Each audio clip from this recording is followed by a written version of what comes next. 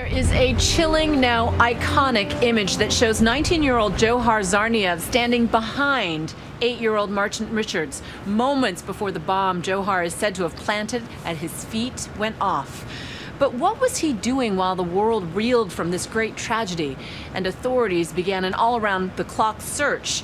Today, I met with a friend of his who actually saw him and talked with him after the bombing. Andrew Glasby woke up this morning at his dorm in UMass Dartmouth to the screech of a fire alarm. Me and my roommate, we both woke up at the same time. We were just like, what's going on? What's going on? As Black Hawk helicopters flew overhead, police went through the building, telling students to leave now. It's not safe. I didn't have time to grab my wallet or my phone. I only had time to grab my sweatpants and my sneakers. Turns out Dzhokhar Tsarnaev, the most wanted fugitive in the country, was living just one floor above him. You sat next to him in psychology. I sat next to him. And was he studious? Was he not paying attention? He was pretty studious. Even more chilling, Andrew says he had a conversation with the target of a massive manhunt one full day after the bombing. It was like, wow. He had the balls to come back and just be able to act okay, be able to act like nothing happened. That's how he acted? Yeah, that's how he acted. Not rushed, not nervous? Nothing. He just acted like it was another day to him.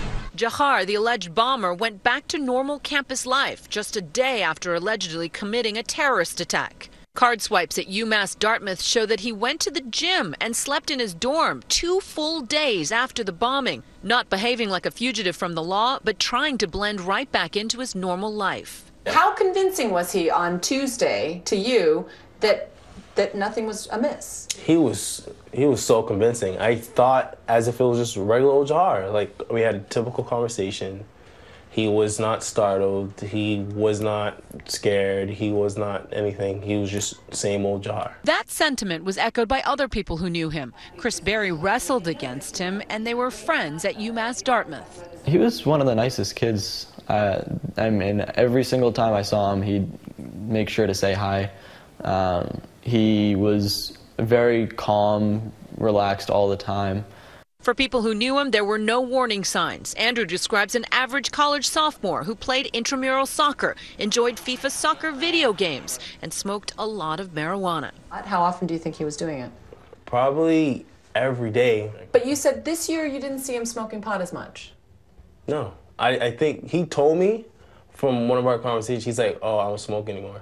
To friends on campus, he was a social yet low-key guy with a messy dorm room who liked hip-hop music. Friends never heard him talk about radical politics or religion, but authorities believe the ethnic Chechen, fully assimilated immigrant, lived a double life. It just really makes me wonder, the person next to you, are they really that person? Acting like they're really this best person, but instead they're blowing up people. Andrew says Dzhokhar told him his car was fixed, which he described as a green Honda Civic, even offering to drive him home to Waltham on Friday. Casually asked him, do you think I can get a ride home to Waltham? He's like, yeah, I got you. So he offered to give you a ride home today? Yeah, today I was supposed to get a ride home with him. Instead, he's in custody tonight, accused of committing the worst terrorist act on U.S. soil since 9/11. And authorities say we can all sleep a little bit easier tonight.